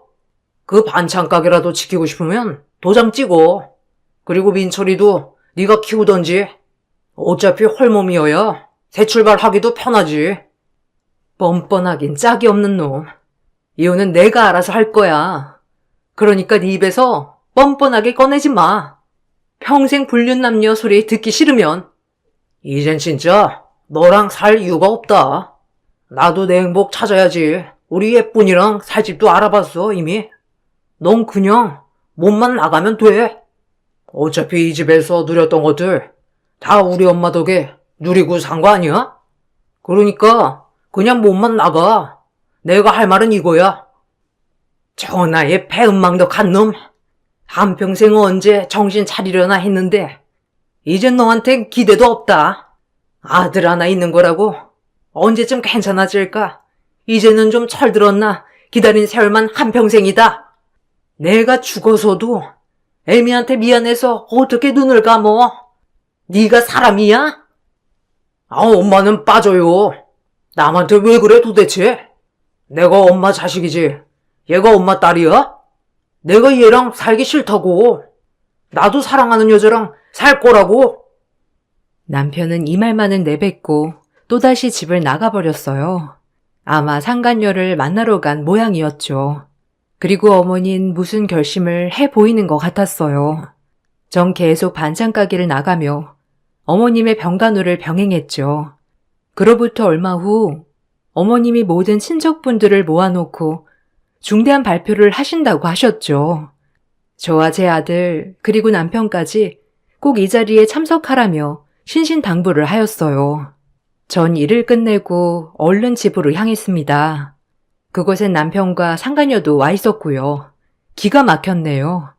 이제 모든 친척들 앞에서 이 여자가 본인의 여자인 것처럼 공표하려고 데리고 온 모양이었어요. 어머님 그 모습을 보고 아무 말씀도 안 하셨죠. 어머, 아직도 안 나가셨어요? 우리 오빠가 말했다고 하던데. 이제 주인은 나라고. 저 오빠랑 같이 살 집도 알아봤어요. 얘기 들으셨죠, 형님? 어마어마한 펜트하우스예요. 형님, 그동안 고마웠어요. 이제 뭐 일선에서 물러나라고 해야 하나? 뭐? 형님? 뻔뻔하기 짝이 없는 년 같으니라고? 그러니까 유부남 꼬셔 죄책감도 없이 여기까지 따라왔겠지. 안 그래? 끼리끼리라고? 김영식이랑 너 아주 잘 어울려. 한 쌍의 원앙 같았고. 언젠가 다 돌려받을 거야. 알아? 남의 눈에 눈물 내고 잘 사나 보자고. 친척들은 웅성웅성 그 상간녀와 남편 그리고 저를 보고 쑥덕거렸습니다.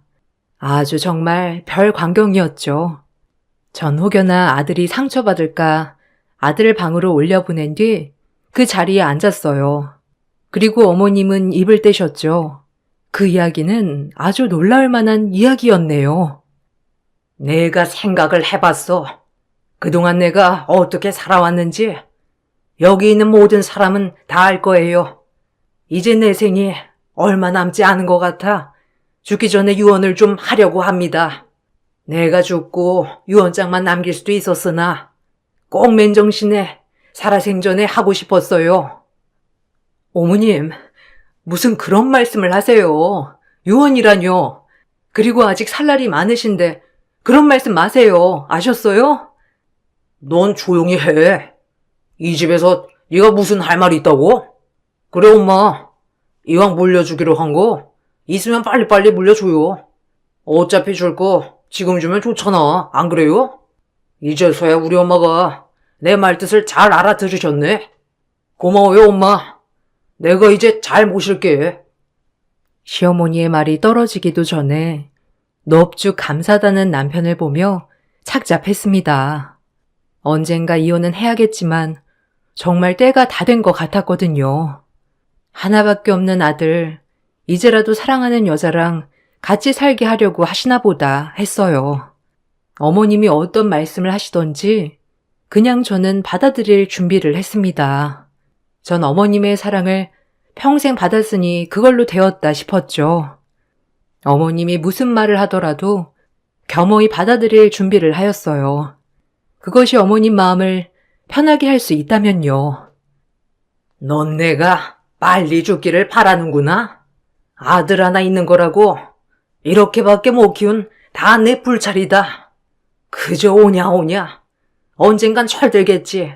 조금은 나아지겠지 한 게 벌써 51년이니. 다 내 죄가 커서 그렇다. 애미야, 미안했다. 그리고 내가 할 말은 건물 땅 할 거 없이 모든 현금 재산 70억을 우리 민철이랑 애미한테 물려줄 거다. 그리고 너랑 저 환양녀는 당장 나가. 이제 내 아들 아니야. 여기 있는 모든 사람들 다 들으세요. 김영식은 이제 내 아들 아닙니다. 오로지 내 자식은 며느리 이순이와 김민철이에요. 모든 재산은 민철이랑 애미한테로 갈 거고요. 이미 변호사 통해 공증을 다 받아놓은 상태예요. 그러니까 모두들 그렇게 알고 계세요. 시어머니의 말이 떨어지기 무섭게 친척들은 웅성웅성 난리가 났죠. 저조차도 어안이 벙벙했습니다. 남편에겐 한 푼도 물려주지 않는다고 말이에요. 그 말이 끝나기가 무섭게 상간녀는 남편에게 소리를 질러댔죠. 정말 우악스럽기 짝이 없었어요. 이게 뭔 소리야? 오빠, 재상상속 다 오빠가 받는 거 아니었어? 내가 못 살아 정말. 그럼 땡전 한 푼 없는 그지였잖아. 그 말이 끝나고 남편의 뺨을 날리는 상간녀. 보고 있는데 어찌나 우습고 속이 시원하던지 악역들의 말로였죠. 남편은 길길이 날뛰기 시작했고 시어머니는 정말 눈 하나 깜짝하지 않았어요. 그리고 제 눈엔 감사의 눈물이 흘렀습니다. 아무것도 없는 며느리 예쁜 사랑으로 받아주시고 한평생 아들보다도 저를 더 위해주셨던 어머니. 정말 뭐라 말을 할 수가 없었습니다. 엄마, 제정신이야? 노막 난 거 아니야? 아니 이거 정신감정 받아봐야 하는 거 아니냐고? 어떻게 생판 남한테 재산을 줘? 난 속았어. 오빠한테 완전히 속았다고. 내 인생 책임져. 다음 달에 결혼할 거라고 다 말해놨는데 거지랑 어떻게 결혼을 해? 닥쳐라. 너 이제 내 자식도 아니야.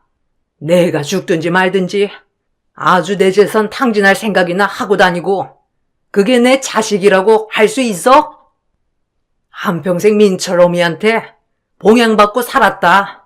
네 아비 마지막 하는 순간까지도 민철 애미가 걷었어, 알아?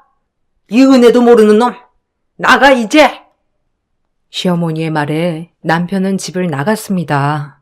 그리고 시어머니는 남편이 나가는 문을 한참 쳐다보다 저를 꼭 안아주셨네요. 네가 내 딸로 태어났어야 하는데 그래도 이렇게 꼭 옆에 있어줘서 고맙다 아가야. 내가 해줄 건 이런 거밖에 없어. 아들 교육 잘못시켜 평생을 마음 아파 지냈지? 내가 하느라고 했는데 혹시나 네 마음에 상처되지 않았을까 늘 걱정했다. 항상 고맙고 미안하다 애미야. 그리고 우리 민철이 예쁘게 키워줘서 너무 고마워. 어머니의 사랑을 제일 받은 건 저예요. 제가 더 감사하죠, 어머니. 전 어머니 못 만났으면 이렇게 살지도 못했을 거예요. 그렇게 어머니와 뜨거운 포옹을 끝내고 전 다시 반찬 가게와 어머니의 병수발을 하며 지냈어요. 그리고 얼마 가지 않아 시어머니는 돌아가셨습니다. 역시나 제가 임종을 맞이했네요. 어머님은 마지막까지 제 걱정을 하시다 돌아가셨고요. 남편은 장례식장에 와서 많이 울긴 울더군요. 어머니가 돌아가시고 전 바로 남편에게 이혼 소송을 걸었습니다. 남편은 재산 때문에 절대 이혼을 못하겠다고 길길이 날뛰었지만 더 이상은 부부로 살고 싶지 않았기 때문이죠. 100% 남편 쪽 가실로 이혼을 하게 되었고 남편은 그야말로 닥쳤던 개가 되었네요. 모든 재산을 한 푼도 물려받지 못한 채 친척 집을 전전한다고 말이죠. 하나 있는 아들도 평생 엄마 고생시킨 사람 보고 싶지 않다고 하고요. 그래도 애아빠이기도 하고 돌아가신 어머님을 생각해 작은 집 하나는 마련해 주었어요. 그리고 완전 인연을 끊었습니다. 전 하고 있던 반찬 가게가 더 잘 돼서 지금 3호점까지 오픈을 한 상태예요. 한평생 남편 사랑 받지 못하고 살았지만 평생을 시부모님 사랑에 행복했다고 생각해요. 그리고 지금은 제 일을 하며 자존감도 많이 회복한 상태이고요. 이 글을 쓰다 보니 돌아가신 어머님이 더욱더 그립네요. 이만 마치겠습니다. 긴 글 읽어주셔서 감사합니다.